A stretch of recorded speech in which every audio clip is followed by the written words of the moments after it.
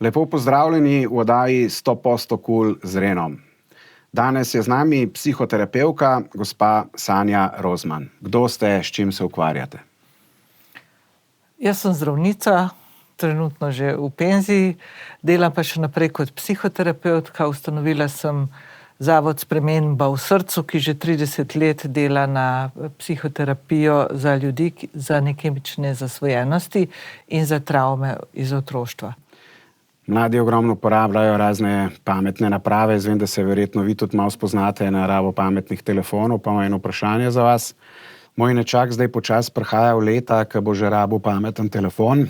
Zdaj prejšnji teden je bil 4 leta star. Ojoj! In sem razmišljal, da bi mu kupil nek telefon, ampak ne bi rad preveč zapravljal, tam nekje v rangu 1000, mogoče 1500 evrov. Si pa res želim, da bi mu čim dlje zdržala baterija, da če ga ima tam malo cel dan v roke, da ni treba nekaj filati vmes, da se mu ne sprazne baterija. Kjer telefon bi mu vi svetovali, da čim dlje zdrži baterija? Ali je mogoče boljš kupiti 2 cenejša telefona, pa se en skus polne, pa ti na ta način nikoli ne zmanjka?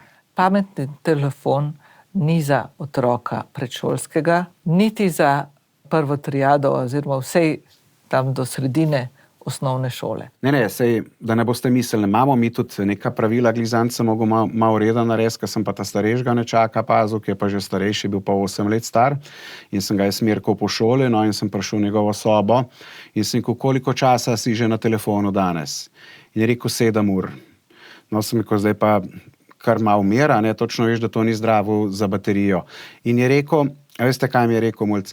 Da je pa bral na internetu en članek, v katerem pa piše, da je vsak lahko toliko časa na telefonu, kolikor je star. Ker je on star 8 let, je lahko tudi 8 ur na telefonu.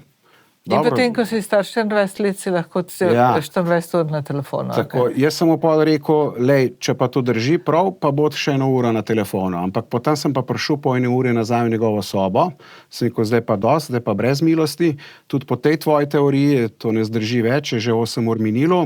Lej, počni še kaj drugega, dokler je dan, imaš polno možnosti, imaš tam računalnik, PlayStation, televizijo, karkoli. To so tudi ekrani.